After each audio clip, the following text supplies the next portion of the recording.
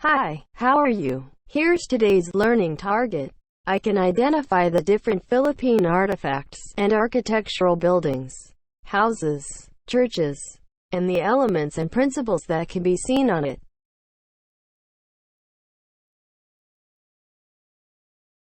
For our art attack, let's see. Let's go. Let's find out and exit bits.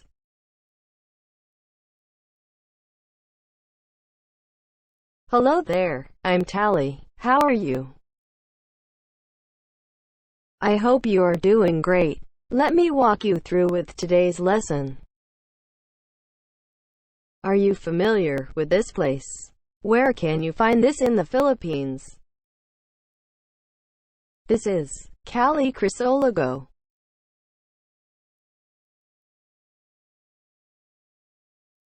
That's right, it is in Vegan City in Ilocos Sur.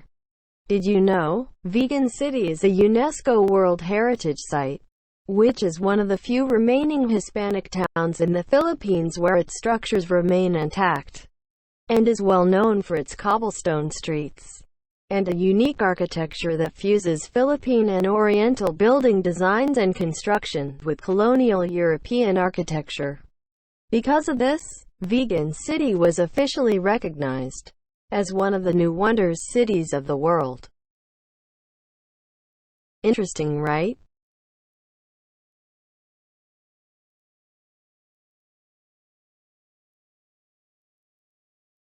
What can you say about its appearance? Describe it. Can you think of any other buildings in the Philippines that have the same features or structure? What do you think are the other architectural structures in the Philippines? Let's find out about the different architectural buildings, houses and churches in the Philippines. When you see the towns and cities in our country, you will see different types of houses. In rural areas, you will see many houses made of native materials, like bamboo, cogon, nipa, and wood. The design of these houses are made by our Filipino ancestors. Designs are based on the available natural materials, weather conditions, and common cultural beliefs and practices.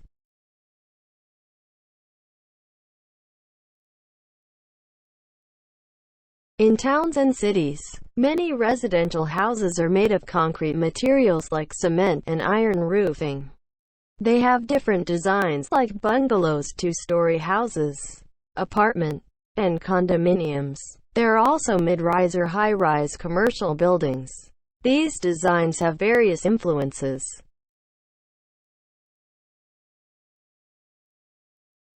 Here are houses designed by generations of early Filipinos.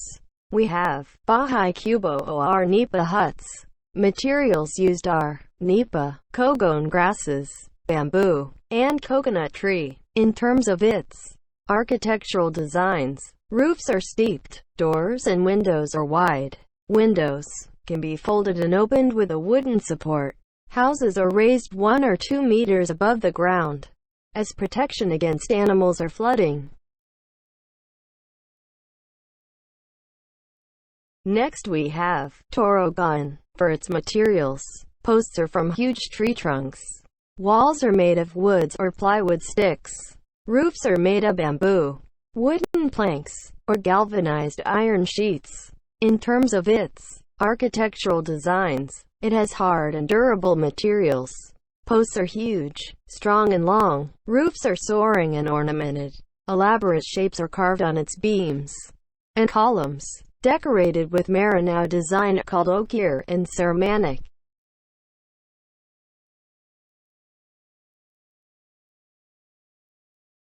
Marinau houses are usually built along a river, road, or lake shore, following a line pattern. An old Marinau house is a big room, like a hall or a gallery, because it has no partitions or dividers. Most of the houses have no ceiling. The porch is enclosed to prevent children from falling. The kitchen is built half-meter lower and is located at the back. There are 3 types of Marinau houses. Lawig, the small houses. Mala, Awilai, the large houses. and the Taurogan, the royal house. This time, here are buildings that have Spanish influence. We have Bahina Batu. For its materials, it has hard and durable materials, cut-out rocks, huge stones, limed refined hardwood, capis or shelled windows, roof tiles. In terms of its architectural designs, its doors and windows are arched. Some elements of this structure are not suitable to the country's weather condition, but Filipinos learn to admire it because of its durability. Next we have simbahan, or churches. For its materials, it has cut-out rocks, huge stones, refined hardwood, capis or shelled windows and roof tiles. In terms of its architectural designs, roof beams are supported by walls. Supports are steeped. Doors and windows are arched. Next is carcel. For its materials, it has cut-out rocks, huge stones, refined hardwood, capis or shelled windows and roof tiles. In terms of its architectural designs, roof beams are supported by walls and steep supports. Interiors are too enclosed. Ventilation is minimal.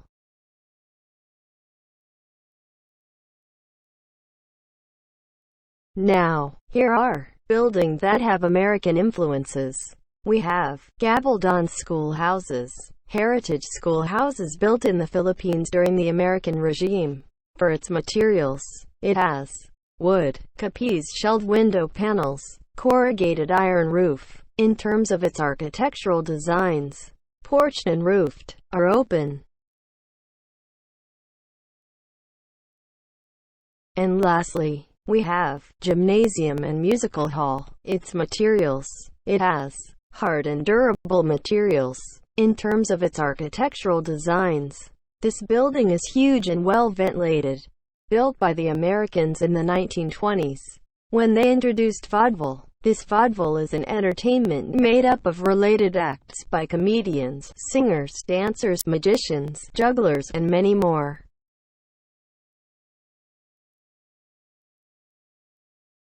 The structure of the Philippine houses is based on weather and other environmental condition of the time. It is also based on the availability of local materials. The design of Filipino houses is largely based on the Filipinos' cultural and religious practices. Some of architectural structures built in the Philippines has strong Spanish and American influence. Aside from the architectural structure designs, we also inherit different artifacts from the different colonizers. The Filipino culture has been greatly influenced by the different colonizers who have come to the country by way of trading. The culture of the Philippines is very diverse. It has been influenced by both Asian and Western cultures. So, what are artifacts? Artifacts refer to anything modified or created by humans. They include tools, weapons, and other materials creations. Philippine artifacts are considered cultural treasures among the Filipinos. They reflect most unique aspects of the Philippine culture and highlight the ingenuity and creativity of the Filipino people. Here are some of the most known artifacts in our country. Mananggul jar, the cultural treasure found in the early 1960s in Mananggul Cave. Lipun Point, Palawan, is a secondary burial jar. The upper portion of the jar, as well as the cover, is incised with curvilinear scroll designs and painted with natural iron or hematite. On top of the jar cover or lid is a boat with two human figures, representing two souls on a voyage to the afterlife. We also have the Balangay. It is the oldest pre-Hispanic watercraft found in the Philippines. It is also known as Butuan boat. It is an evidence of early craftsmanship and boat-making tradition in the Philippines.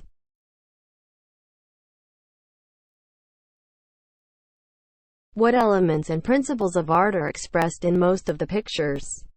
We include shapes. Has two dimensions, length and width. This is an enclosed area defined by color, value, space, texture and form. When lines meet, they form shapes. We also have form. It has three dimensions, length, width, and height. Form has depth as well as height. Good examples of forms are sculptures and decorative arts. And we have rhythm, is also shown in the ochre, which refers to the repetition of folk motifs of plants and geometric forms that are typically well known in the Marinau artwork. The rich cultural heritage of the Filipino is reflected in the shapes, form, and rhythm in art are also part of your everyday life. They could refer to the shape, form, and rhythm of things in your everyday experiences. Different shapes and form of things and experiences make daily life colorful and interesting. For you, why are these old houses and other buildings are so important to conserve just like artifacts? How can you help preserve our architectural heritage? Share your answer.